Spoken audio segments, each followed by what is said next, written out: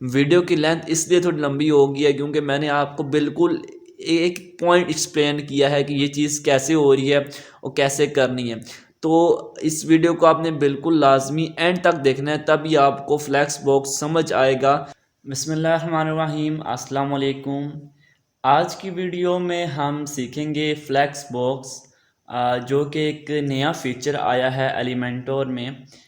पहले जब हम एलिमेंटोर में लेआउट वगैरह डिज़ाइन करते तो हम सेक्शन का इस्तेमाल करते थे, कॉलम्स का इस्तेमाल करते थे और फिर उसके अंदर हम इनर सेक्शन इस्तेमाल करते थे। लेकिन अब हमारे पास दो नए फीचर्स आए हैं, जिनमें से एक कंटेनर है और एक जो है एक ग्रिड है और एक फ्लैक्स बॉक्स है। आज की वीडियो में हम जो है वो फ्लैक्स बॉक्स सीखेंगे और इंशाल्लाह ग्रिड के ऊपर भी एक डेडिकेटेड वीडियो आएगी। सबसे पहले मैं आपको ये बताऊंगा कि कैसे आप वर्डप्रेस में एलिमेंटोर को अनेबल करते हैं, एलिमेंटोर में फ्लैक्स बॉक्स के फीचर्स को अनेबल करते हैं। सबसे पहले आपने एलिमेंटोर में जाना है और सेटिंग में क्लिक करना है और इस फीचर्स वाली टैब में आपने क्लिक कर देना। यहाँ आपको वो तमाम फीचर्स मिलेंगे जो कि ऑन गोइंग है, जो कि आने वाले हैं, और कुछ आपको यहाँ स्टेबल फीचर्स मिलेंगे जो कि अब स्टेबल हो चुके हैं, जो कि अनेबल हैं। ठीक है, आप उनको आप यूज़ कर सकते हो। जो ऑन गोइंग एक्सपेरिमेंट में फ़ीचर्स होते हैं उनके ऊपर अभी एक्सपेरिमेंट हो रहा होता है, उनमें बग्स भी आ सकते हैं। जैसे कि ग्रिड कंटेनर है, ये अभी बीटा वर्जन में है। सबसे पहले जो फीचर्स होते हैं वो बीटा वर्जन में होते हैं, उसके बाद भी अल्फ़ा में उनका स्टेटस आता है, फिर तब जाके वो स्टेबल फीचर्स में आते हैं। ठीक है, अभी बहुत सारे आपको यहाँ फीचर नज़र आ रहे हैं, नेस्टेड एलिमेंट, लैंडिंग पेजेस और ग्रिड कंटेनर। ये जो हैं ये अभी ऑन गोइंग एक्सपेरिमेंट में है, अभी ये स्टेबल नहीं हुए। लेकिन फ्लैक्स बॉक्स जो है वो इस वक्त स्टेबल हो चुका है, वो स्टेबल फीचर्स में आ रहा है। तो सिंपली आपने क्या करना है, फ्लैक्स बॉक्स कंटेनर अगर में भी आपका ये डिफ़ॉल्ट लगा हो, आपने इसको एक्टिव कर लेना है। ठीक है, ये एक्टिव करेंगे तब ये आपको एलिमेंटोर में फ्लैक्स बॉक्स कंटेनर का ऑप्शन अवेलेबल होगा और इसको अनेबल करके आपने सेव चेंजिंग में क्लिक कर देनी है। ठीक है, मैंने ऑलरेडी से एक डिज़ाइन जो है वो बना के रखा हुआ है ताकि आपको ईजी तरीके से समझा सकूं कि फ्लैक्स बॉक्स कैसे वर्क करता है एलिमेंटोर में। ये एक सेपरेट सा मैंने एक पेज बना के रखा हुआ है फ्लैक्स बॉक्स का। इसको हम एडिट एलिमेंटर पे क्लिक करते हैं और इसको ओपन कर लेता हूं मैं।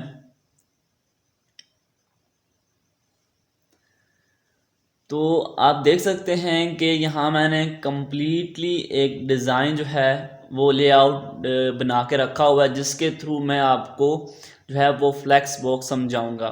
बहुत ही आसानी से आप समझ जाएंगे फ्लैक्स बॉक्स कैसे वर्क करता है एलिमेंटोर में। इसीलिए हर एक जो उसकी प्रॉपर्टीज़ है उसके लिए मैंने स्टाइलिंग करके रखी हुई है, ऑलरेडी से बॉक्स जो हैं वो बना के रखे हुए हैं ताकि आपको ईज़िली मैं समझा सकूं और आपको भी समझ आ सके। अगर आपको ये वीडियो पसंद आए तो लाजमी इसको लाइक भी कीजिएगा और चैनल को भी आपने लाजमी सब्सक्राइब करना है। ओके, सबसे पहले जो चीज़ आती है बॉक्स विड्थ आती है। सबसे पहले मैं आपको इससे पहले भी बता देता हूँ कि आपने फ्लैक्स बॉक्स कंटेनर बनाना किस तरह है। ठीक है, जैसे आप एलिमेंटोर को किसी भी पेज को एडिट विद एलिमेंटर करते हैं तो आपको बिल्कुल ब्लैंक सा पेज नज़र आता है। ठीक है, और आपने यहाँ प्लस के साइन पे क्लिक करना होता है। अब यहाँ भी फ़िलहाल ग्रिड का ऑप्शन तो मौजूद है, लेकिन हमने भी ग्रिड यूज़ नहीं करना, हम फ्लैक्स बॉक्स कंटेनर ही बनाएंगे। तो फ्लैक्स बॉक्स हम क्लिक करेंगे तो यहाँ हमारे पास डिफरेंट किस्म के स्ट्रक्चर आ जाएंगे, जिसमें हमारे पास दो कंटेनर होंगे। किसी में एक कंटेनर का जो साइज़ है वो कम होगा, दूसरे कंटेनर का साइज़ ज़्यादा होगा। किसी स्ट्रक्चर में हमारे पास 4 कंटेनर होंगे। ठीक है, तो आप देख सकते हैं यहाँ डिफरेंट किस्म के स्ट्रक्चर्स मौजूद हैं। फ्लैक्स बॉक्स को आप इस्तेमाल करके बहुत ही अमेजिंग और कम्प्लेक्स जो है लेआउट बना सकते हैं एलिमेंटोर में। यहाँ आपको दो स्ट्रक्चर नज़र आ रहे हैं, कॉलम्स और एक रो स्ट्रक्चर। ठीक है, जिसमें आपको यहाँ नज़र भी आ रहा होगा डायरेक्शन रो और डायरेक्शन कॉलम। ये मैं आपको कुछ देर बाद एक्सप्लेन करूँगा इनका क्या मतलब है। फ़िलहाल हम जो हैं वो डायरेक्शन कॉलम ले लेते हैं। तो यहाँ हमारे पास एक कंटेनर बन के आ जाता है। ठीक है, ये आपको बिल्कुल एक पिंक लाइन नज़र आ रही होगी, ये एक कंटेनर है हमारा। और इस कंटेनर की सेटिंग के लिए आपको इन 6 डॉट्स का जो आइकन बना हुआ है इस पर आप क्लिक करेंगे तो यहाँ इस कंटेनर की सेटिंग्स अवेलेबल हो जाएंगी। लेआउट, स्टाइल और एडवांस, ये तीनों टैब मैंने पढ़ा चुका हूँ। आप प्लेलिस्ट में जाकर तीनों टैब्स को देख सकते हैं। मैंने लेआउट्स को भी पढ़ाया हुआ है, डिज़ाइन की जो टैब है उसको भी पढ़ाया हुआ है, और एडवांस टैब है उसको मैंने पढ़ाया हुआ है। तो आप वो वीडियो देख सकते हैं, तो आपको एडवांस के भी सारे फीचर्स समझ आ जाएंगे और स्टाइल के भी, किस फीचर्स किस ऑप्शन से क्या काम होता है। ठीक है, तो जैसे आप इन 6 डॉट पे आप जो है आइकन बना उस पर क्लिक करेंगे ना, तो यहाँ उस कंटेनर के रिलेटेड सारी सेटिंग आ जाएगी। ठीक है, जिसमें कंटेनर लेआउट, कंटेनर विड्थ, ये सारी चीज़ें मैं आपको अभी एक्सप्लेन करता हूँ।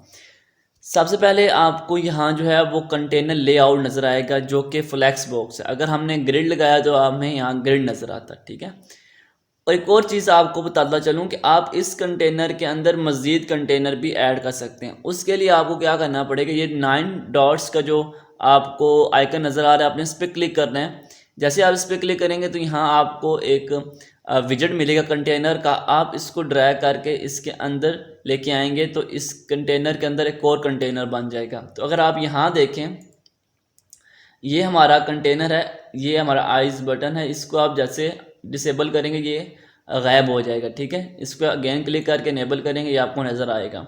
तो इस कंटेनर को अगर हम ओपन करें तो इस कंटेनर के अंदर भी मज़ीद एक कंटेनर मौजूद है। ठीक है, जो कि यहाँ देखें सिलेक्ट हो चुका है। और अगर हम जो पेरेंट कंटेनर है उसको सिलेक्ट करें तो वो ये बाहर वाला है। ठीक है, एक ये पेरेंट कंटेनर है, उसके अंदर जो कंटेनर है उसको हम चाइल्ड कंटेनर बोलते हैं। तो इस तरह ये फ्लेक्स वो काम करता है। पेरेंट चाइल्ड का जो क्या कहते हैं उससे थ्योरी है, या जो भी आप पर्सपेक्टिव ले लें, उस बेस के ऊपर ये काम कर रहा है। ठीक है, तो उसी बेस के ऊपर मैं आपको समझाऊंगा पेरेंट क्या होता है, और उसके अंदर जो कंटेनर्स होते हैं वो उस पेरेंट के चाइल्ड होते हैं। ठीक है, तो इनमें काफ़ी रिलेशनशिप होता है समझने वाला, तो आपको ये मैं अभी समझाऊंगा। तो खैर यहाँ पे हम आते हैं, स्टार्ट करते हैं हम। तो सबसे पहले हमारे पास जो आता है बॉक्स विड्थ। अगर आप मैं ये 6 डॉट्स वाला जो है आइकन इस पर क्लिक करता हूँ तो यहाँ आप देखें आपको लेआउट में कुछ सेटिंग्स मिलेगी, और सबसे जो पहले मिलेगी वो कंटेंट विड्थ ही मिलेगी। मतलब बॉक्स विड्थ मैंने लिख दिया, हालांकि यहाँ कंटेंट विड्थ आता है। ठीक है, यहाँ हमारे पास 2 किस्म की विड्थ है, एक बॉक्स्ड और एक फुल विड्थ। ठीक है, उससे पहले मैं यहाँ से प्रीव्यू चेंजिंग है इसको भी क्लिक कर देता हूँ ताकि जो चेंजिंग हो वो आपको नज़र आए। अभी अगर आप देखें तो ऑलमोस्ट आपको तकरीबन सारे ही कंटेनर जो हैं वो बिल्कुल एक सीक्वेंस में नज़र आएंगे। ठीक है, स्वाइस के बाकी सारे कंटेनर आपको एक सीक्वेंस में नज़र आएंगे, बिल्कुल एक स्ट्रेट लाइन अगर आप लें तो बिल्कुल सीधे हैं आपस में। देखें यहाँ हमारे पास 2 कंटेनर हैं। एक ये कंटेनर है जिसे हम पेरेंट कंटेनर बोलेंगे, जिसे मैंने पी का नाम दिया हुआ है। इसके अंदर हमारे पास एक चाइल्ड कंटेनर है जो कि जिसके अंदर हमने टेक्स्ट लिखा हुआ है। ठीक है, मेरी बात समझ आ रही है। ये वाला कंटेनर है, ये हमारा पेरेंट कंटेनर है, और ये वाला जो कंटेनर है ये उसका चाइल्ड है। अब देखें जो पेरेंट कंटेनर है ये वाला, इसकी जो कंटेंट विड्थ है वो हमने रखी हुई है बॉक्स।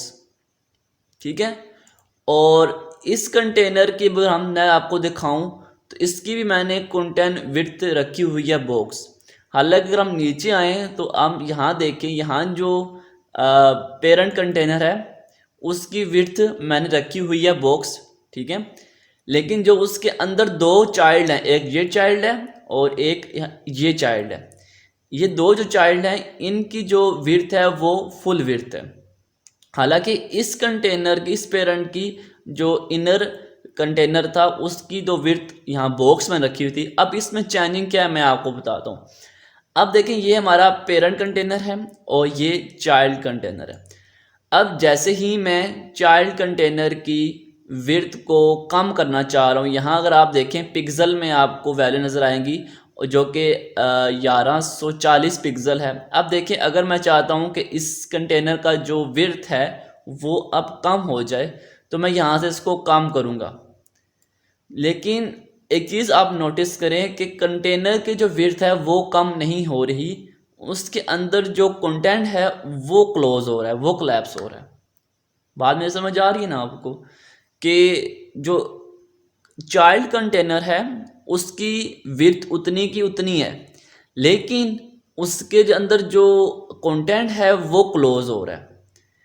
तो लेकिन अगर आप यहाँ नीचे आए और इस कंटेनर को अगर मैं यहाँ से काम करता हूँ, तो इस कंटेनर की विड्थ कम हो रही है, जिसके साथ कंटेंट भी कोलैप्स हो रहा है, वो कम हो रहा है, मैनेज हो रहा है, अपने आप को मैनेज कर रहा है, क्योंकि अब इसको स्पेस कम मिल रही है, तो वो जो टेक्स्ट है वो नेक्स्ट लाइन में जा रहा है। अगर मैं इस कंटेनर की विड्थ को बढ़ा देता हूँ तो जो जो टेक्स्ट होगा वो फैल जाएगा। अब जबकि यहाँ जो है वो कंटेनर क्लोज नहीं हो रहा था, जबकि यहाँ हो रहा है, तो फ़र्क क्या है? फ़र्क ये है कि जो चाइल्ड कंटेनर है उसको यहाँ मैंने कंटेंट विड्थ दी है बॉक्स, जबकि यहाँ जो चाइल्ड कंटेनर है उसको मैंने दी है फुल विड्थ, और आपको यहाँ नज़र आ रहा है परसेंटेज। मीन अगर मैं इसको 50% वैल्यू देता हूँ तो 50% इसका बन जाएगा, 50% ये बन जाएगी, तो ये कुल मिला के 100% विड्थ बन जाएगी। तो एक पेरेंट कंटेनर की जो विड्थ होती है वो 100% होती है। लेकिन अगर आप यहाँ आए तो यहाँ पेरेंट भी बॉक्स में है और चाइल्ड भी बॉक्स में है, तो ये आपने गलती बिल्कुल नहीं करनी। आपने एलिमेंटोर में जो पेरेंट कंटेनर होगा उसको कंटेंट विड्थ आपने बॉक्स ही देनी है, लेकिन जो इनर कंटेनर होगा यानी जो चाइल्ड कंटेनर होगा उसको हमेशा आपने विड्थ जो है वो फुल विड्थ देनी है, और यहाँ से परसेंटेज में आपने वैल्यू सेट करनी है। ठीक है, अब देखें ये वाला मैंने जैसे परसेंटेज में कन्वर्ट किया, ये 100% हो गया।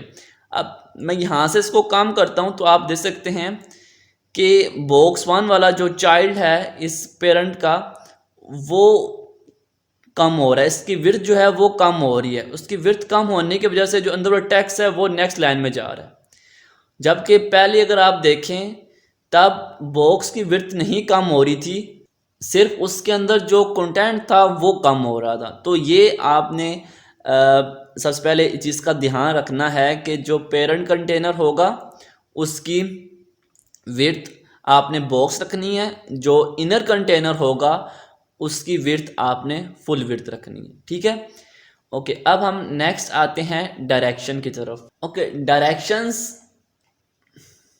ओके, देखें डायरेक्शंस का मतलब होता है सिमत, रुख, किस तरफ फ्लैक्स बॉक्स का रुख होना चाहिए। हमारे पास यहाँ दो किस्म की डायरेक्शंस होती हैं। आपको मैंने यहाँ जब एक कंटेनर में बना रहा था तो यहाँ मैंने आपको बताया था हमारे पास दो किस्म की डायरेक्शंस हैं, एक डायरेक्शन रो है और एक डायरेक्शन कॉलम है। ठीक है, तो अब यहाँ अगर आप देखें तो ये डायरेक्शन कौन सी लगी हुई है हम इसको भी चेक करके मैं आपको बताता हूँ।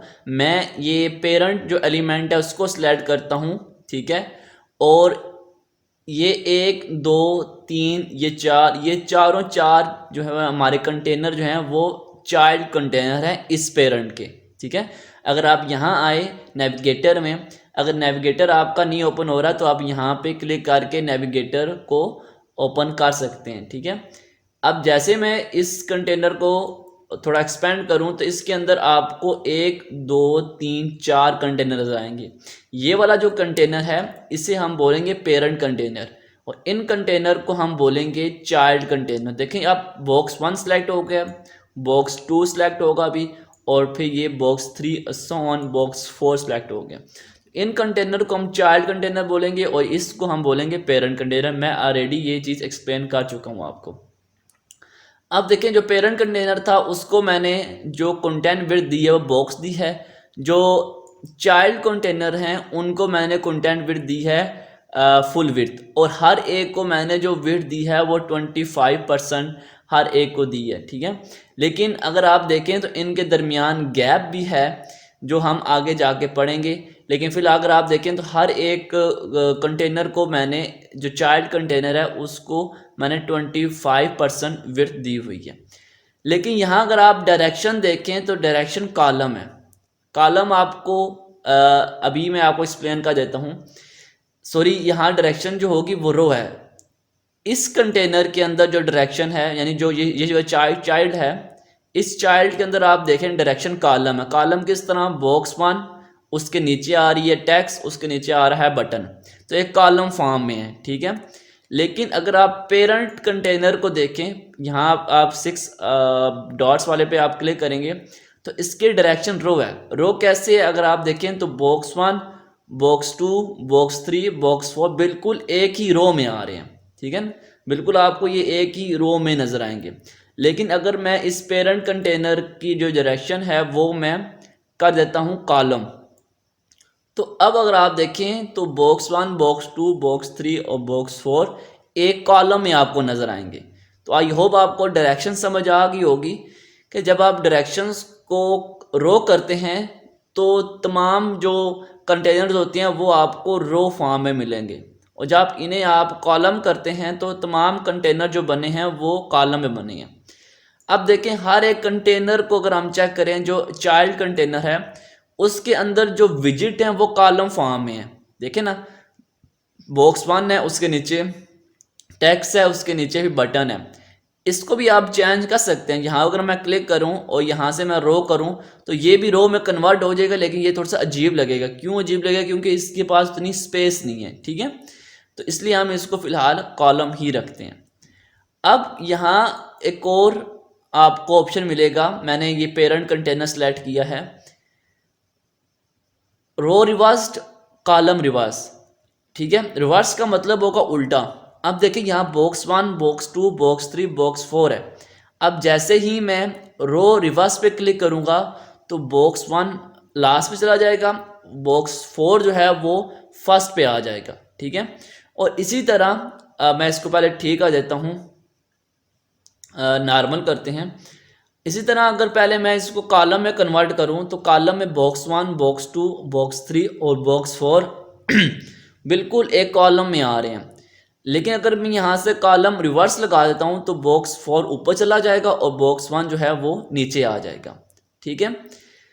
और इसी तरह अगर हम ये जो चाइल्ड कंटेनर हैं इनकी डायरेक्शन लगी हुई है कॉलम में, ठीक है, विजेट जो है वो एक कॉलम फॉर्म में आ रहे हैं। अगर मैं यहाँ से कॉलम रिवर्स कर दूं तो क्या होगा, बटन ऊपर चला जाएगा, टेक्स्ट नीचे आ जाएगा और बॉक्स 1 वो उससे नीचे आ जाएगा। तो इस तरह आप जो है वो डायरेक्शंस को चेंज करते हैं फ्लेक्स बॉक्स में, जिस तरह आपको रिक्वायर्ड होती है, ठीक है। अब हम नेक्स्ट मूव करते हैं। नेक्स्ट हमारे पास है जस्टिफाई कंटेंट। जस्टिफाई कंटेंट को आपको समझने के लिए थोड़ा सा फोकस करना पड़ेगा। देखिए जस्टिफाई कंटेंट वर्क करता है क्रॉस एक्सिस पे और मेन एक्सिस पे, ठीक है। अब क्रॉस एक्सिस क्या है, मेन एक्सिस क्या है, मैं आपको ये पेंट में जाकर समझाता हूँ। ओके, अब देखिए लेट्स सपोज हमारे पास एक कंटेनर है, ठीक है, और इस कंटेनर में अगर हम डायरेक्शन देखें तो हम लेट्स सपोज कहते हैं ये डायरेक्शन हमारी रो लगी हुई है, ठीक है। डायरेक्शन जो इस कंटेनर की लगी हुई है वो रो है। ये कंटेनर जो है ये पेरेंट कंटेनर है, इसको हम पी का नाम दे देते हैं।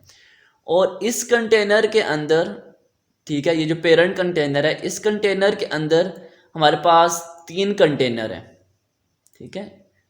अब क्योंकि हमारी जो डायरेक्शन है वो रो है तो इसलिए जो तीनों कंटेनर है वो बिल्कुल एक रो में आएंगे। अब यहाँ जो हमारा मेन एक्सिस बनेगा वो एक्सिस बनेगा जो कि रो फ्लेक्स बॉक्स की डायरेक्शन होगी, जो कि कंटेनर की डायरेक्शन है। अब क्योंकि कंटेनर की जो डायरेक्शन है वो है रो, तो जो मेन एक्सिस बनेगा वो ये वाला बनेगा, ठीक है। यानी लेफ्ट टू राइट जो एक्सिस बनेगा उसे हम बोल देंगे ये मेन एक्सिस है, क्लियर। और जो क्रॉस एक्सिस बनेगा वो होगा टॉप टू बॉटम। ठीक है, टॉप टू बॉटम जो बनेगा उसे हम बोलेंगे ये क्रॉस एक्सिस है। बस आपने ये याद रखनी है कि जिस जो डायरेक्शन होगी कंटेनर की वही उसकी मेन एक्सिस होगी, और उसके ऑपोजिट जो डायरेक्शन होगी उसे हम क्रॉस एक्सिस बोल देंगे। अब देखिए हमारे अगर पास जो है वो एक कंटेनर पड़ा हुआ है, यहाँ पे मैं आपको समझाता हूँ। अब देखें यहाँ जो पेरेंट कंटेनर है उसकी डायरेक्शन लगी हुई है रो। ठीक है, तो रो डायरेक्शन की वजह से इसका जो मेन एक्सिस बन रहा है वो लेफ्ट टू राइट बन रहा है, और जो क्रॉस एक्सिस बन रहा है वो टॉप टू बॉटम बन रहा है। तो आपने ये याद रखना है जो जस्टिफाई कंटेंट की वैल्यू है वो मेन एक्सिस पे काम करती है, जो अलाइन आइटम्स की वैल्यू है वो क्रॉस एक्सिस पे काम करती है। अब क्योंकि डायरेक्शन इसकी रो है तो मेन एक्सिस भी रो होगा। तो अगर मैं कंटेंट जस्टिफाई कंटेंट को सेंटर करता हूं तो ये मेन एक्सिस के लिहाज से सेंटर में होगा, और यहाँ से अगर मैं एंड करता हूं तो ये यहाँ पे एंड हो जाएगा। ठीक है, मेरी बात समझ आ रही है? थोड़ा सा आप फोकस रखें तो आपको समझ आ जाएगी कि जस्टिफाई जो कंटेंट होता है वो मेन एक्सिस पे काम करता है, और अगर मैं इसको स्टार्ट करूं तो स्टार्ट में आ जाएंगे, ये मिड में आ जाएंगे, सेंटर में आ जाएंगे, और इस तरह ये एंड में चले जाएंगे। बाकी आगे जो फंक्शंस हैं सॉरी ऑप्शंस हैं उनको मैं अभी बताता हूँ। लेकिन अलाइन एटम जो होता है वो क्रॉस एक्सिस पे काम करता है। अब क्योंकि इस कंटेनर की जो डायरेक्शन लगी हुई है वो रो लगी हुई है, तो जाहिर सी बात है मेन एक्सिस भी रो बन रही है, लेफ्ट टू राइट बन रही है, और क्रॉस एक्सिस का बन रहा है टॉप टू बॉटम। अब देखें जैसे ही मैं अलाइन आइटम सेंटर करता हूं तो ये टॉप टू बॉटम सेंटर होंगे। ठीक है, क्योंकि ये अलाइन आइटम जो होता है वो क्रॉस एक्सिस में काम कर रहा होता है, और अगर मैं यहाँ से इसको सेंटर करता हूँ तो ये मेन एक्सिस में काम करेगा। तो बस आपने ये माइंड में रखना है कि जो जस्टिफाई कंटेंट होता है वो मेन एक्सिस पे काम कर रहा होता है, जो अलाइन आइटम्स होता है वो क्रॉस एक्सिस पे काम कर रहा होता है। अभी देखें क्योंकि हमारी डायरेक्शन कौन सी है, रो है, तो main axis left to right बन रहा है और cross axis top to bottom बन रहा है। अब अगर मैं इस कंटेनर की जो पेरेंट कंटेनर है उसकी डायरेक्शन का देता हूँ कॉलम, तो ये ऊपर नीचे आ जाएंगे। एक मिनट मैं यहाँ बीच में थोड़ा सा गैप इन्वॉल्व कर देता हूँ। ओके, तो अभी आप देखें तो अभी हमारे जो कंटेनर हैं वो एक कॉलम फॉर्म में आ गए हैं। ठीक है, क्योंकि इस पेरेंट कंटेनर की जो डायरेक्शन है वो कॉलम है। याद रखिए डायरेक्शन जो है वो आपने पेरेंट पे देनी है, उस लिहाज से भी इनर कंटेनर जो चाइल्ड कंटेनर होते हैं वो अपनी डायरेक्शन सेट करते हैं। ठीक है, ओके। अब देखें अब जो मेन एक्सिस बन रहा है वो टॉप टू बॉटम बन रहा है, क्योंकि डायरेक्शन कौन सी लगी हुई है, कॉलम की। कॉलम को आप पिलर कह सकते हैं, तो पिलर जो होता है वो टॉप टू बॉटम होता है। अब जो मेन एक्सिस बन रहा है वो टॉप टू बॉटम बन रहा है, और क्रॉस एक्सिस जो बन रहा है वो लेफ्ट टू राइट बन रहा है। तो अभी जस्टिफाई कंटेंट काम करेगा मेन एक्सिस पे जो कि टॉप टू बॉटम है, और अलाइन आइटम काम करेगा जो जस्टिफाई कंटेंट है वो काम करेगा मेन एक्सिस पे जो कि टॉप टू बॉटम है, और अलाइन आइटम काम करेगा क्रॉस एक्सिस पे जो कि लेफ्ट टू राइट होना है। ठीक है, क्योंकि हमने डायरेक्शन कॉलम कर दिया। अब देखिए अगर हम जस्टिफाई कंटेंट करते हैं वो टॉप टू बॉटम सेंटर आ रहा है, लेकिन रो में आप देखें वो यहाँ से यहाँ आ रहा था। ठीक है, लेफ्ट टू राइट सेंटर हो रहा था। लेकिन अगर हम अलाइन आइटम करें तो ये राइट टू लेफ्ट होगा, क्योंकि जैसे मैंने भी बता दिया है जस्टिफाई कंटेंट जो होता है वो मेन एक्सिस पे काम कर रहा होता है, अलाइन आइटम जो होता है वो क्रॉस एक्सिस पे काम कर रहा होता है। रो में जो मेन एक्सिस होता है वो लेफ्ट टू राइट होता है और cross axis top to bottom होता है, जबकि कॉलम में top to bottom main axis, left to right cross axis होता है। ठीक है, तो इस तरह हम डायरेक्शंस को समझ लें तो तब हमें ये जस्टिफाई कंटेंट और लाइन आइटम आपको समझ आ जाएगी। बस एक सिंपल सा फार्मूला मैंने आपको समझा दिया है कि जस्टिफाई कंटेंट जो होता है वो मेन एक्सिस पे और अलाइन आइटम जो होता है वो क्रॉस एक्सिस पे काम करता है। ठीक हो गया। ओके, यहाँ आपको कुछ और भी ऑप्शन मिलेंगे, मैं इसकी डायरेक्शन रो कर देता हूँ ताकि आपको ये आसानी भी समझ आ सके। यहाँ आपको मिलेगा स्पेस बिटवीन, तो स्पेस बिटवीन करने से जितनी भी ये स्पेस होगी इनको दरमियान मिल जाएगी। दोनों कंटेनर जो हैं वो आपस में लेफ़्ट राइट में अटैच हो जाएंगे। अगर ये कॉलम फॉर्म हुए तो ये टॉप बॉटम बिल्कुल लग जाएंगे और दरमियान जितनी स्पेस होगी इनको मिल जाएगी। अगर ये रो में होंगे तो ये लेफ़्ट राइट जो है एक्सपेंड हो जाएंगे, दरमियान में जितनी स्पेस होगी वो इनको मिल जाएगी। अगर हम स्पेस अराउंड करें तो जितनी स्पेस इनके दरमियान में होगी उतनी आधी स्पेस जो है वो इनको जो है वो अराउंड से मिलेगी। ठीक है, इसको आप लेफ्ट राइट से मिल जाएगी, इसको लेफ्ट से मिल जाएगी। जितनी ये जो इनके दरमियान टोटल स्पेस होगी उसका आधा जो है वो यहाँ मिलेगा। अगर हम इसको कॉलम में देखें तब भी अगर आप देखें तो जितनी इनके दरमियान स्पेस है उसका आधा इन्हें टॉप और बॉटम में से मिलने वाला है। ठीक है, और यहाँ लास्ट पे है स्पेस इक्वली। स्पेस इक्वली में क्या होता है, इनको चारों दोनों तरफ से जो है वो स्पेस जो है वो इक्वली मिलती है, ये सारे जो हैं इक्वली डिस्ट्रीब्यूट हो जाते हैं अगर हम स्पेस इक्वली लगाते हैं। अगर हम इसको कॉलम में देखें तब भी आपको जो है बिल्कुल इसके जो है ना टॉप बॉटम दोनों ही तरफ इक्वली स्पेस मिल जाएगी। ठीक है, तो होप आपको जस्टिफाई कंटेंट और अलाइन आइटम भी समझ आ गया होगा। नेक्स्ट हमारे पास ऑप्शन है रैप और गैप्स। ठीक है, अब सबसे पहले मैं आपको गैप्स का समझा देता हूँ।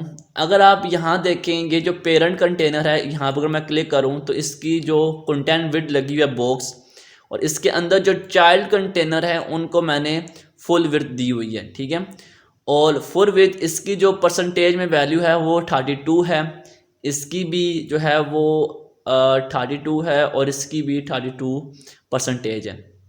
अगर हम इन तीनों को जमा करें, इन तीनों की परसेंटेज को जमा करें तो ये टोटल बन जाती है 96। ठीक है, तो अभी क्योंकि जो पेरेंट कंटेनर की विड्थ होती है वो तो 100% होती है, लेकिन इन तीनों कंटेनर की जो विड्थ बन रही है वो 96 बन रही है, जिसकी वजह से यहाँ जो आपको थोड़ी सी स्पेस नज़र आ रही होगी। अब हम क्या करते हैं कि पेरेंट कंटेनर पर क्लिक करके इनमें हम गैप लगा देते हैं।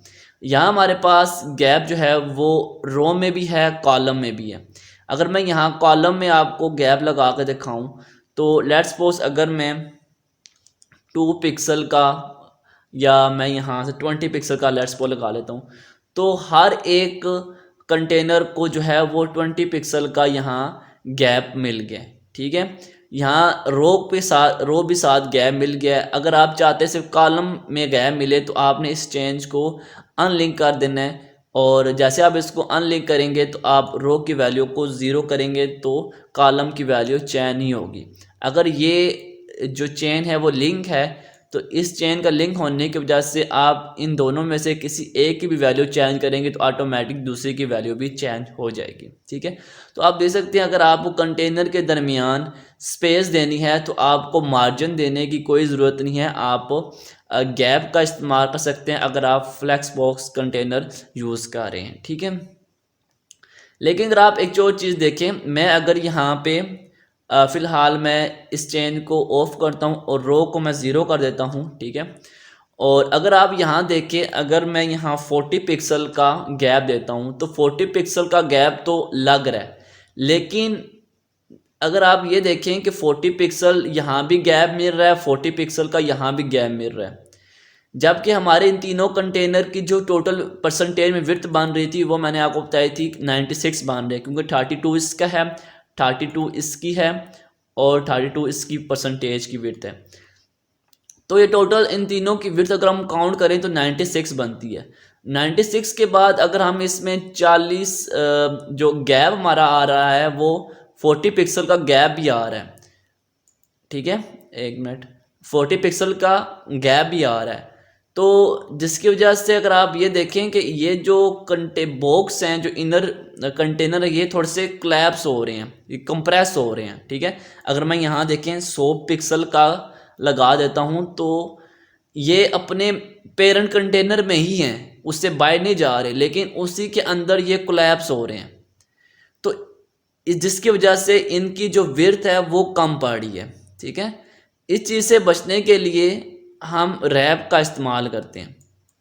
रैप बेसिकली क्यों यूज़ होता है कि जैसे ही पेरेंट की जो विड्थ होगी वो कंप्लीट हो जाएगी इसके चाइल्ड की वजह से, तो जैसे ही एक्स्ट्रा स्पेस कोई कंटेनर लेगा वो उसको निचली लाइन पे शिफ्ट कर देगा। ठीक है, मैं यहाँ से ये रैप वाला ऑप्शन है, यहाँ पर रैप पे मैं क्लिक कर देता हूँ। ठीक है, अब जैसे ही मैं रैप पे क्लिक करता हूँ तो आप देखिएगा इस कंटेनर की जैसे ही मैं विड्थ बढ़ा देता हूँ, अब क्योंकि 96 है टोटल, 32 और ये 32, ये बन गई टोटल 96।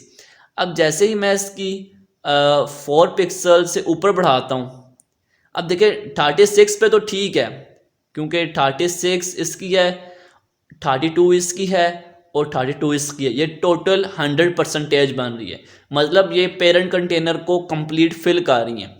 लेकिन जैसे ही मैं 1% भी बढ़ाता हूँ तो जो बॉक्स 3 था वो नेक्स्ट लाइन में आ गया।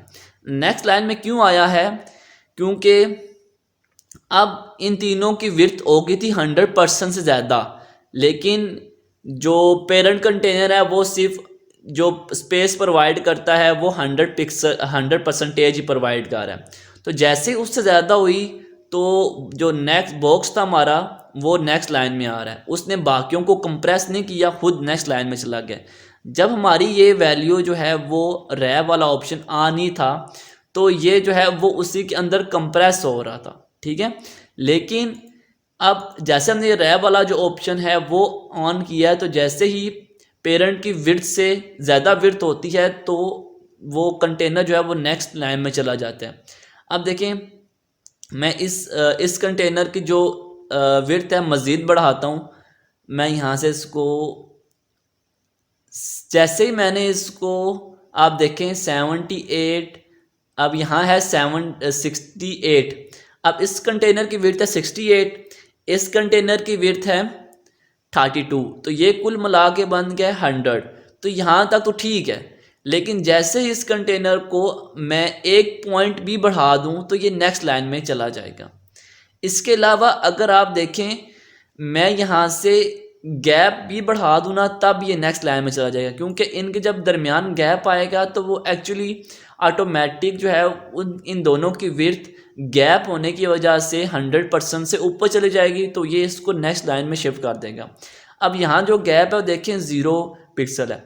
अब जैसे ही मैं कॉलम गैप 1 पिक्सल करता गया हूँ तो वो वाला जो बॉक्स था वो नेक्स्ट लाइन में आ गया। और नेक्स्ट लाइन क्यों आया है, क्योंकि जो टोटल परसेंटेज 100% से ज़्यादा इस अंदर वाले कंटेनर्स की विड्थ हो गई थी। ठीक है, 68 इसकी थी और 32 इसकी थी, तो ये मुकम्मल 100% बन रहा था। लेकिन जैसे ही मैंने 1 पिक्सल का कॉलम लगाया, गैप लगाया, कॉलम गैप लगाया है, तो ज़ाहिर सी बात है इसकी इन दोनों की विड्थ और कॉलम का 1 पिक्सल अगर हम काउंट कर लें तो ये तो 100% ज़्यादा हो जाएगा, तो वो ऑटोमेटिक उसको रैप करके नेक्स्ट लाइन में कर देते हैं। ठीक है, अब ये नेक्स्ट लाइन में आ गया। अगर मैं इसको 0 कर दूं तो ये वापस चला जाएगा क्योंकि 100% मुकम्मल बन जाएगी।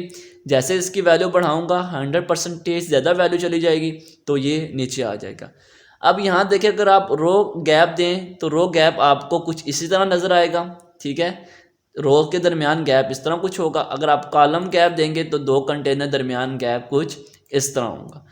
तो इस तरह आप रैप के ज़रिए अपने जो कंटेनर्स हैं उनको कंप्रेस होने की बजाय नेक्स्ट लाइन में जो है वो शिफ्ट कर सकते हैं। नेक्स्ट हमारे पास जो ऑप्शन है वो है विड्थ का। अब क्योंकि हमने ये वाली विड्थ तो पढ़ ली है, लेकिन ये वाली जो विड्थ मैं आपको पढ़ाने वाला हूँ ये विजेट की विड्थ है। ठीक है, ये वाली जो विजेट हमने जो ये वाली जो पढ़ी है ना कंटेनर विड्थ, ये किसी कंटेनर की विड्थ को कम ज़्यादा करने के लिए इस्तेमाल होती है। लेकिन अगर हम कोई विजेट इस्तेमाल कर लें, लेट्स सपोज अगर हम कोई इमेज का विजेट यूज़ कर रहे हैं तो उसकी विड्थ कैसे ख़त्म कम करनी है, तो उसके लिए हम एडवांस में जाकर एक विड्थ का ऑप्शन होता है, वहाँ से हम उसको कम कर सकते हैं। अब अगर हम देखें, इस पहले मैं आपको यहाँ से कम करके दिखाता हूँ कि यहाँ से कम करने से क्या होगा, और एडवांस में जाकर यहाँ से किधर गई है, मैं इस पर इमेज पे क्लिक करता हूँ, फिर एडवांस में जाते हैं। तो यहाँ से जो विड्थ है, यहाँ से कम करने से क्या फ़ायदा होने वाला है, ठीक है। सबसे पहले हम कंटेनर की विड्थ है उसको हम कम करते हैं। अब देखें, इस कंटेनर की विड्थ को मैं जैसे क्लिक करता हूँ और लेआउट में जाते हैं, तो यहाँ से इसको मैं अगर कम करता हूँ तो देखें कंटेनर की विड्थ कम हो रही है, ठीक है, होनी चाहिए, बिल्कुल सही है। लेकिन उसके साथ इमेज की भी विड्थ कम हो रही है। जाहिर सी बात है, जब कंटेनर का साइज़ कम होगा तो इमेज का भी साइज़ कम होगा। कंटेनर का साइज़ कम होने की वजह से यहाँ हमें जो है वो स्पेस भी मिल रही है, वो भी ठीक है। जाहिर सी बात है, कंटेनर का साइज़ कम होगा तो यहाँ हमें स्पेस मिल जाएगी। लेकिन ये प्रैक्टिस जो है वो अच्छी प्रैक्टिस नहीं है, ठीक है। तो उसके लिए आपको क्या करना पड़ेगा, मैं यहाँ से इसको अगेन 50% ही दे देता हूँ, ठीक है। अब कंटेनर का साइज़ जो है, विड्थ है, वो हमने वही रखना है, लेकिन विजेट की जो विड्थ है हमने उसको कम करनी है। अब देखिए, यहाँ से मैं अगर साइज़ कम करता हूँ तो देखें कंटेनर का जो साइज़ है वो कम नहीं हो रहा, ठीक है। एक टाइम के बाद कम हुआ है लेकिन उसके बाद नहीं कम हो रहा। हालांकि अगर आप कंटेनर का जो साइज़ है वो कम करें, इस कंटेनर का साइज़ अगर हम कम करें, विड्थ जाके कम करें, तो ये देखें इमेज भी कम हो रही है, ठीक है, जिसकी वजह से इमेज के नीचे भी गैप मिल रहा है और यहाँ भी हमें गैप मिल रहा है। लेकिन जब मैं इस विजेट का यहाँ पेंसिल पे आप क्लिक करेंगे तो ये विजेट की सेटिंग आ जाएगी। इस विजेट की विड्थ कम करता हूँ तो कंटेनर की विड्थ नहीं कम हो रही। आपको ये लाइन नज़र आ रही है ना, डैशेड लाइन कंटेनर की, तो कंटेनर की विड्थ नहीं कम हो रही, ये सिर्फ उस अंदर वाले विजेट का साइज़ कम हो रहा है, उसकी विड्थ कम हो रही है। अब इसका फ़ायदा मैं आपको एक बताता हूँ, आप इसको लेफ़्ट राइट भी मूव कर सकते हैं। किस तरह, अगर आप यहाँ देखें, इसको स्टार्ट में लेके जाएँ तो इमेज जो है वो स्टार्ट में आ जाएगी। इसको मैं थोड़ा सा बड़ा कर देता हूँ। अगर इसको आप एंड पे लेके जाएं तो एंड में चली जाएगी, ठीक है। उसके बाद आप इसको सेंटर लाइन, सेंटर भी ला सकते हैं, ठीक है। तो देखें, एक तो यहाँ हमें जो कंटेनर का साइज़ कम करने की वजह से जो हमें यहाँ स्पेस मिल रही थी वो स्पेस भी नहीं मिल रही। इसके अलावा इमेज का साइज़ कम करने की वजह से हम इसको लेफ़्ट राइट भी मूव कर सकते हैं। तो बाज़ दफ़ा हमें जो है वो विजेट की विड्थ जो है वो कम करनी पड़ती है, कंटेनर की जो विड्थ होती है उसको हम कम नहीं करते। तो ये भी एक मैं आपको सलूशन बता दिया है कि बाज़ दफ़ा आपको विजेट की विड्थ के साथ थोड़ा सा खेलना पड़ेगा, ठीक है। नेक्स्ट हम आते हैं सेल्फ अलाइन पे।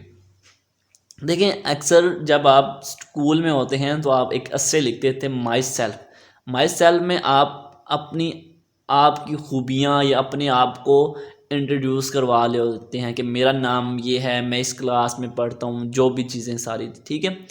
यहाँ भी जो है सेल्फ अलाइन का मतलब क्या है कि अपनी मर्ज़ी से अलाइन होना, अकेला अलाइन होना, ठीक है। अगर आप यहाँ ऊपर जाएं तो यहाँ जब हम कंटेंट जस्टिफाई कंटेंट और अलाइन आइटम कर रहे थे तो हम क्या करते थे, जैसे हम किसी भी जैसे हम लेट्स सपोज मैं जस्टिफाई कंटेंट को स्टार्ट में करता हूँ तो बॉक्स 1 भी अलाइन हो रहा था, बॉक्स 2 भी अलाइन हो रहा था। और इसको अगर मैं अलाइन आइटम सेंटर करता हूँ तो सेम वही चीज़ हो रही थी कि बॉक्स 1 भी अलाइन हो रहा था और बॉक्स 2 भी हो रहा था। लेकिन अगर आप चाहते हैं कि मैं किसी स्पेसिफिक कंटेनर के ऊपर अलाइनमेंट लगाऊँ जिसकी वजह से बाकी कंटेनर को कोई मसला ना हो या वो उसके साथ अलाइन ना हो, तो उसके लिए हम फिर सेल्फ अलाइन की प्रॉपर्टी है वो यूज़ करते हैं। अब अगर मैं चाहता हूँ बॉक्स 3 को मैं यहाँ लास्ट पे ले आऊँ, तो बॉक्स 3 वाले कंटेनर को मैं यहाँ सेलेक्ट करूँगा, यहाँ पे क्लिक करके, तो एडवांस में जाकर यहाँ से सेल्फ अलाइन में एंड करूँगा तो ये जो है वो एंड पे आ जाएगा। अगर मैं इसको यहाँ से सेंटर करूँगा तो ये सेंटर में चला जाएगा। तो देखिए ये अलाइन हो रहा है। अब याद रखिएगा, अलाइन सेल्फ जो है वो अलाइन आइटम ही की तरह काम करता है। यानी ये क्रॉस एक्सिस में काम करेगा। बात समझ आ रही है? अगर आप इस पेरेंट कंटेनर की डायरेक्शंस को देखें तो इसकी डायरेक्शन है रो। डायरेक्शन रो होने की वजह से इसका जो मेन एक्सिस बनता है वो लेफ्ट टू राइट बनता है और क्रॉस एक्सिस जो बनता है वो टॉप टू बॉटम बनता है। इसी वजह से क्रॉस एक्सिस जो है वो टॉप टू बॉटम बन रहा है। तो सेल्फ अलाइन जो है वो सेल्फ अलाइन जो है वो अलाइन एटम की तरह काम करेगा, क्योंकि अलाइन एटम जो होता है वो क्रॉस एक्सिस पे काम करता है, तो इसीलिए सेल्फ अलाइन भी क्रॉस एक्सिस में काम करेगा। तो रो का जो क्रॉस एक्सिस होता है वो टॉप टू बॉटम होता है, तो इसलिए ये टॉप टू बॉटम ही मूव कर रहा है। ठीक है, तो आपने बात ध्यान में रखनी है, जो सेल्फ अलाइन है वो भी अलाइन आइटम की तरह की प्रॉपर्टी है, बस फ़र्क ये है कि वो आप किसी स्पेसिफिक पार्टिकुलर कंटेनर के ऊपर लगा सकते हैं। ठीक है, तो आप इसको सेल्फ अलाइन स्टार्ट करेंगे स्टार्ट में चला जाएगा, एंड करेंगे तो ये एंड में आ जाएगा, और इसको सेंटर करेंगे तो ये सेंटर में चला जाएगा। ओके, नेक्स्ट हमारे पास जो प्रॉपर्टी है वो ऑर्डर है। अच्छा, ऑर्डर एक सीक्वेंस को कहते हैं। ठीक है, तो अब अगर आप ये देखें, यहाँ बॉक्स 1 जो है वो पहले आ रहा है, बॉक्स 2 बाद में आ रहा है, बॉक्स 3 उसके बाद, और बॉक्स 4 जो है वो उसके बाद। अगर आप चाहते हैं कि बॉक्स 2 जो है वो पहले आ जाए, बॉक्स 1 पहले आ जाए, तो हम ऊपर हम ये काम कर चुके हैं। अगर आपको मैं यहाँ दिखाऊं डायरेक्शंस में, हम डायरेक्शंस में जब यहाँ से रो रिवर्स लगाएंगे तो ज़ाहिर सी बात है, सॉरी यहाँ लगाना है, तो यहाँ पे अगर हम रो रिवर्स लगाते हैं तो बॉक्स 4 जो पहले आ जाएगा, बॉक्स 1 बाद में चला जाएगा। लेकिन हम इसमें ये नहीं कर सकते कि बॉक्स 2 को हम पहले ले आएँ। ठीक है, क्योंकि ये सिर्फ रिवर्स का मतलब क्या होगा कि पहली चीज़ आखिर में चली जाएगी, आखिरी चीज़ पहले में आ जाएगी। अगर मैं ये चाहता हूँ बॉक्स 2 पहले आ जाए, बॉक्स 1 बाद में आ जाए, तो ये हम डायरेक्शन रिवर्स के साथ नहीं कर सकते। तो इसके लिए हमें फिर ऑर्डर्स को ही इस्तेमाल करना पड़ता है। जिस बी कंटेनर का ऑर्डर सबसे कम होगा वो पहले नज़र आएगा। ठीक है, अगर मैं इस कंटेनर को सिलेक्ट करूं तो एडवांस में जाऊं तो इसका ऑर्डर मैंने यहाँ दिया हुआ है 0। ये मैंने ऑलरेडी यहाँ कस्टम दिया हुआ है, शायद जब आप करें तो यहाँ ऑर्डर शो ना हो, बल्कि आपको ऑर्डर ये 2 मिलेंगे, स्टार्ट एंड। तो आपने इस 3 डॉट पे क्लिक करना है, 3 डॉट पे क्लिक करेंगे तो आपको यहाँ कस्टम ऑर्डर दे सकते हैं, तो आपने कस्टम ऑर्डर ही यूज़ करना है। ठीक है, अब देखें इस बॉक्स का ऑर्डर है 0। ठीक है, और अगर इस बॉक्स 2 का हम देखें ऑर्डर, तो इसका ऑर्डर भी आपको 0 मिलेगा।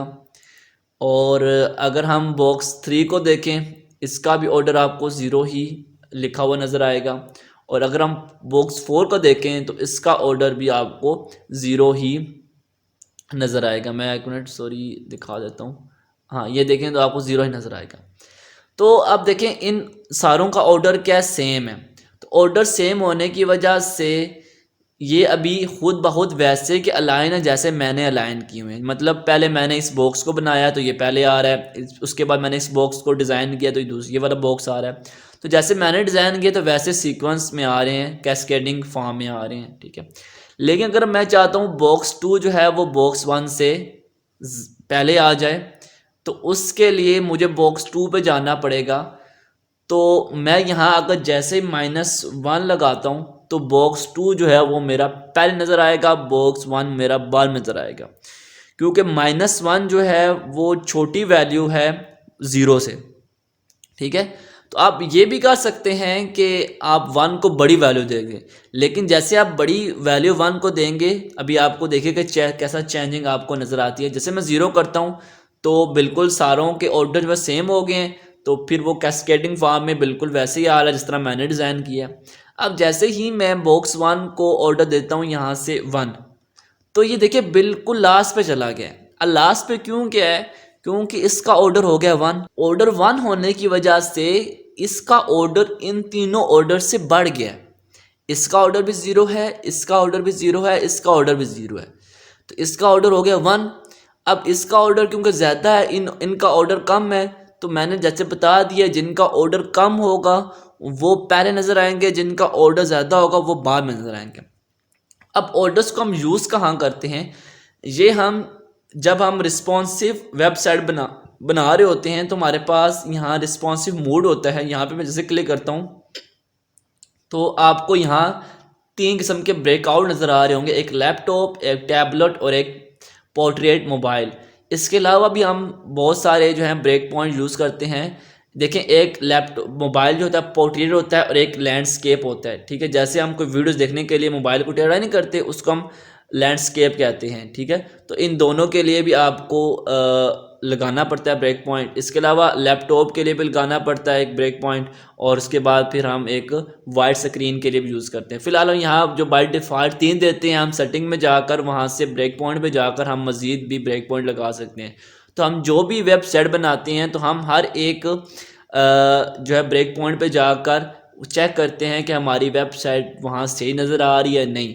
हम मोबाइल पे जाएंगे, हम मोबाइल पे हमें ये जो हमारा लेआउट है कुछ इस तरह नज़र आ रहा है, टैबलेट पे हमें कुछ इस नज़र आ रहा है, तो लैपटॉप पे हमें कुछ इस तरह नज़र आ रहा है। ठीक है, लेकिन जैसे हम देखें मोबाइल पे आते हैं तो बाद दफ़ा क्या होता है, हमें जैसे कि ये अगर आप ये देखिए इमेज है, मैं चाहता हूँ ये इमेज जो है ये पहले नज़र आए, ये वाला बॉक्स 1 है ये बाद में नज़र आए। ठीक है, तो उसके लिए फिर हम ऑर्डर्स के साथ खेलते हैं। अब मैं क्या करूँगा, या तो इसका ऑर्डर 1 कर दूंगा, इसका ऑर्डर 0 कर दूंगा। तो क्योंकि इसका ऑर्डर 0 करने की वजह से इसका ऑर्डर हो जाएगा कम, तो ऑर्डर कम होने की वजह से ये पहले आ जाएगा, ये जो है वो बाद में चला जाएगा। या मैं इस तरह कर सकता हूँ कि इस नीचे वाले इमेज को ऑर्डर कर देता हूँ -1 और इसको कर देता हूँ 0। अब क्योंकि -1 जो होता है वो 0 ऑर्डर से छोटा है, मतलब -1 की वैल्यू कम है, तो ये ऑटोमेटिक ऊपर चले जाएगी। तो ये भी हम करके दिखाता हूँ। मैं आपको बॉक्स 1 पे क्लिक करता हूँ और एडवांस पे आकर यहाँ से कस्टम पे क्लिक करते हैं, तो इसका ऑर्डर मैंने ऑलरेडी 0 दिया हुआ है। ओके, यहाँ इमेज पे क्लिक करते हैं और इसको भी एडवांस टैब में जाता हूँ और यहाँ से मैं ऑर्डर कर देता हूँ -1। अब जैसे ही मैं -1 करूँगा तो आप देख सकते हैं इमेज जो है वो पहले नज़र आ रही है और बॉक्स जो है वो हमारा बॉक्स 1 जो बाद में नज़र आ रहा है। तो इस तरह जब हम डिफरेंट ब्रेक पॉइंट्स में जाकर हम चेक करते हैं रिस्पॉन्सिव मोड पे, तो क्या होता है बाद दफ़ा हमें इमेज पहले दिखानी पड़ रही होती है और टेक्स्ट बाद में दिखाना पड़ रहा होता है, तो उसके लिए हम फिर ऑर्डर्स का इस्तेमाल करते हैं। होप आपको ऑर्डर्स की समझ आ गई होगी। ये काफ़ी यूज़फुल होते हैं जब हम रिस्पॉन्सिव मोड में काम कर रहे होते हैं। नेक्स्ट हमारे पास जो प्रॉपर्टी है वो है ग्रो की।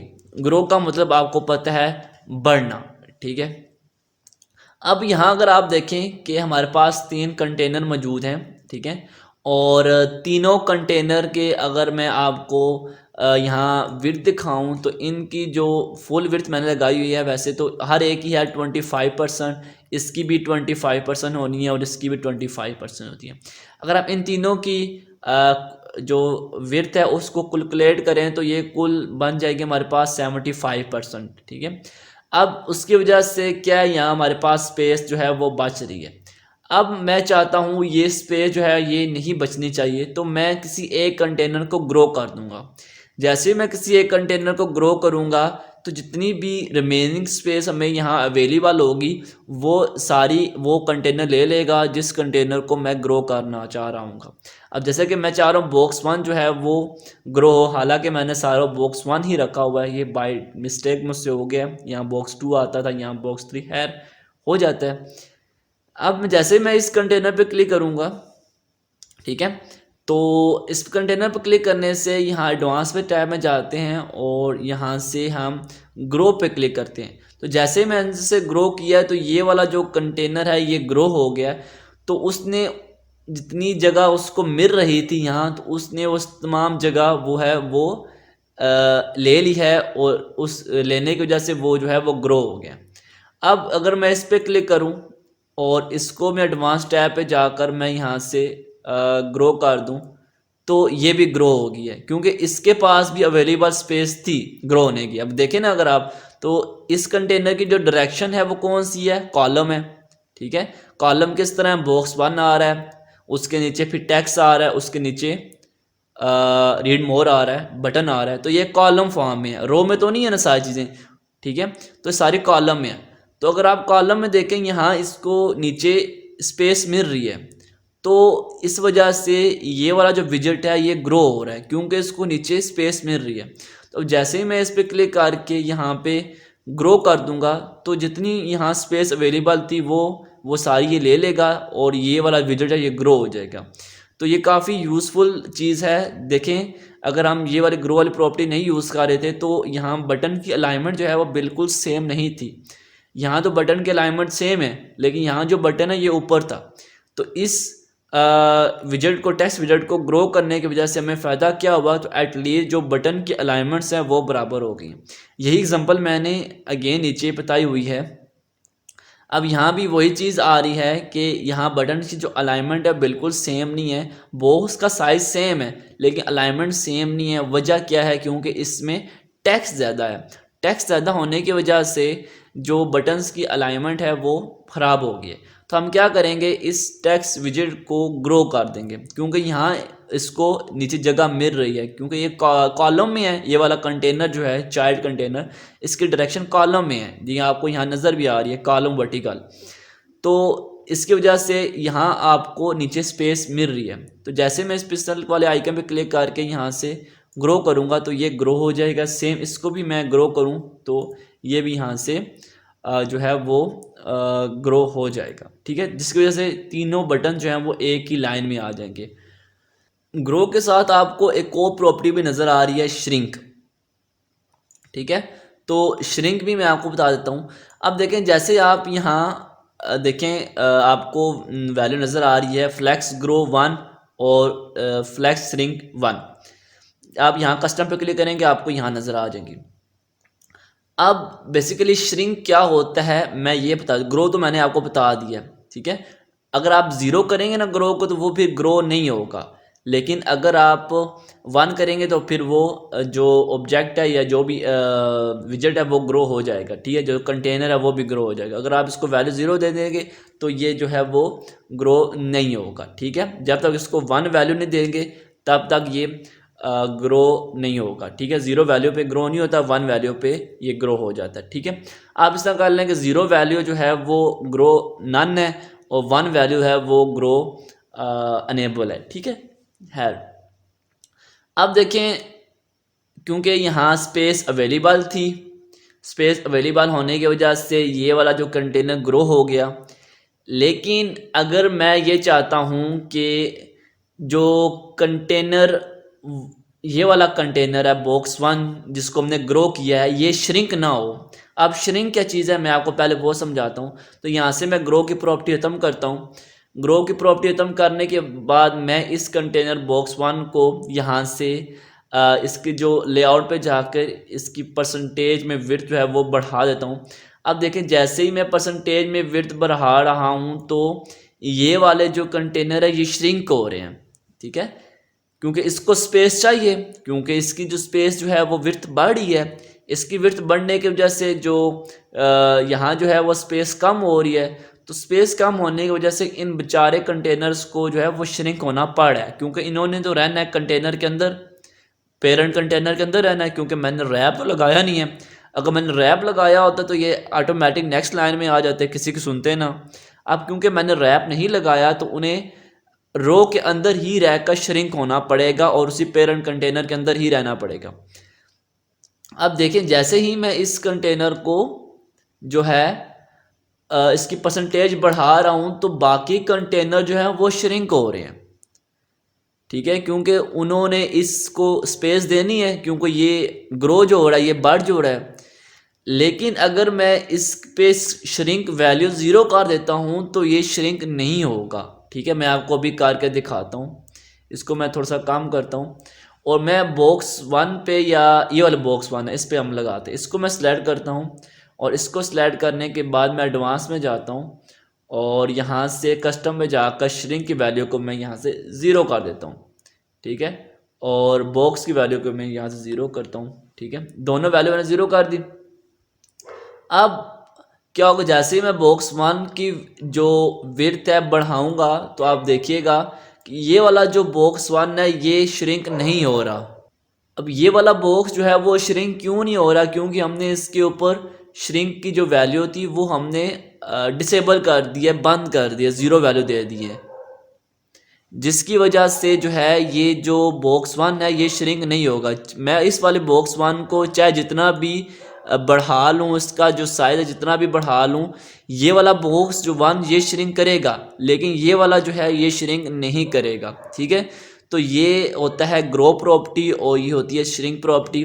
दोनों ही यूज़फुल हैं। कभी कभार हमें ग्रो यूज़ करनी पड़ जाती है, कभी हमें श्रिंक यूज़ करना पड़ जाता है। जब हम श्रिंक तब यूज़ करते हैं जब हम चाह रहे होते हैं कि हमारा जो कंटेंट है वो श्रिंक ना हो, तो हम उसके लिए श्रिंक प्रॉपर्टी यूज़ कर लेते हैं। अब जब हमें किसी जगह अवेलेबल स्पेस मिल रही हो, हम उस स्पेस को कवर करना चाह रहे होते हैं, तो हम ग्रो प्रॉपर्टी यूज़ कर लेते हैं। तो दोनों प्रॉपर्टीज़ की अपनी अपनी एक खसूसियत है। खैर, ये था एक कंप्लीट ट्यूटोरियल जिसमें मैंने आपको आई थिंक एवरीथिंग जो है वो समझा दी है और बड़े डिटेल के साथ समझाई है। ये आई थिंक कोई 1 घंटे का मेरे ख्याल से वीडियो ट्यूटोरियल बन गया होगा। तो बहुत मेहनत की है मैंने इसको समझाने में, इस लेआउट को डिज़ाइन करने में, ताकि आपको जो है वो समझ आ जाए। वीडियो की लेंथ इसलिए थोड़ी लंबी हो गई है क्योंकि मैंने आपको बिल्कुल एक पॉइंट एक्सप्लेन किया है कि ये चीज़ कैसे हो रही है और कैसे करनी है।